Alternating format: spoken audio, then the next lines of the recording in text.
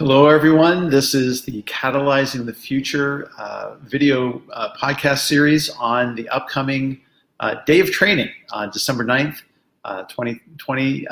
It's going to be a full day of several streams of training opportunities. We're calling them micro workshops. They're 90-minute, really focused on being highly impactful, highly practical sessions for you based off of a lot of the speakers and featured keynotes that we had at the previous Catalyzing the Future conference event. And today I am incredibly excited to be welcoming to the show one of our previous, actually several previous times as a keynote, Michele Wucker. Michele is the author and strategist who coined the term gray rhino as a metaphor for obvious risks that are neglected despite, indeed often, because of their size and likelihood. The term's become emblematic of the ignored warnings that enabled the COVID-19 pandemic. It's also moved markets and shaped financial policies, risk management, and business strategies in China and around the world. Michele is a frequent media commentator and the author of 4 books, including the international bestseller, The Gray Rhino, How to Recognize and Act on the Obvious Dangers We Ignore, and You Are What You Risk, The New Art and Science of Navigating in an Uncertain World, just came out in April. Or it's coming out. About to come out. About to come out. Congratulations on that, and welcome to the show. Thank you. It's nice to emerge from months of writing, but lockdown's been good timing for writing because you can't go anywhere. This is true. That has to be an amazing feeling. Congratulations. So the workshop that you're going to be providing for us is it harkens to your book, The Gray Rhino. It's how to gray rhino proof your organization. Can you tell us a little bit about what someone is going to get out of the training? What's it going to be all about?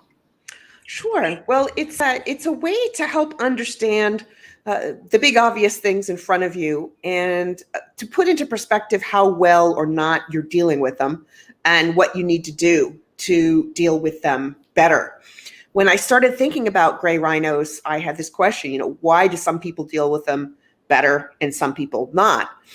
And I realized that some of it has to do with the stage that a particular crisis is in and the stage of your reactions. So I developed a 5-stage framework inspired partly by Elizabeth Kubler-Ross, but not entirely. The first stage is denial, and there are 5 of them. But this workshop explains the 5-stage framework. What are the hallmarks and emblems of each stage? What are the particular obstacles at each stage? And how do you get past those obstacles? So it really helps you to think better about the obvious things in front of you and why you might not be dealing as well with them as you'd like. It's really interesting, and I know we got into this discussion a little bit on September the 30th when I had the chance to speak with you. Do organizations maybe vacillate even back and forth between those stages, or is it kind of a linear progression? Well, it depends. One of the workshops that I did for a trade group early on when the book came out, the 4th stage is panic, the next to the last stage. And this one guy raises his hand. He says, what if the first stage is panic? Because you really, really, really haven't been paying attention.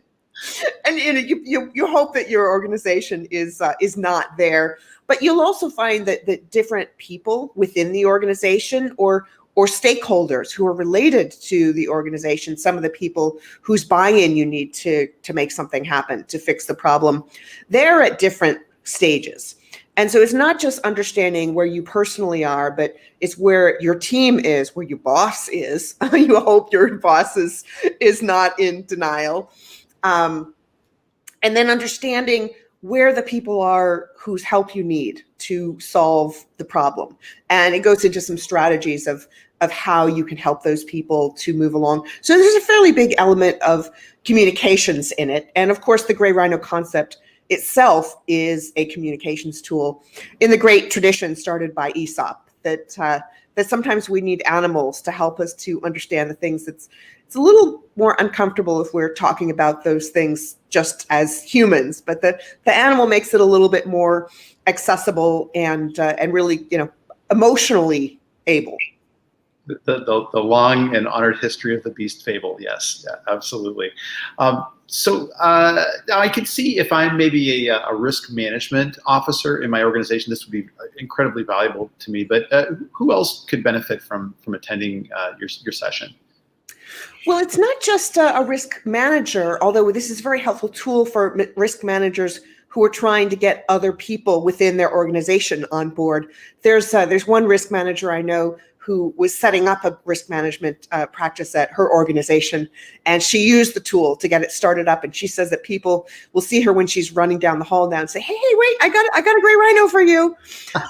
So it's a really wonderful tool for risk managers who are trying to help other people to understand why they eat, drink, sleep, and breathe risk. But it also has to do with your team. You know, if you're dealing with a strategic decision, if you are trying to turn a challenge into an opportunity for innovation. And it's also very helpful for talking with your clients. If, for example, you're a financial advisor, I've done a lot of sessions with financial planners dealing with family members, where you've got a group of adult kids and the parents are at a certain stage of their life, and you have to have some very, very hard discussions, and different siblings are at different stages. So it's for your team, it's for people in the company who might not be as obsessed with risk as you are.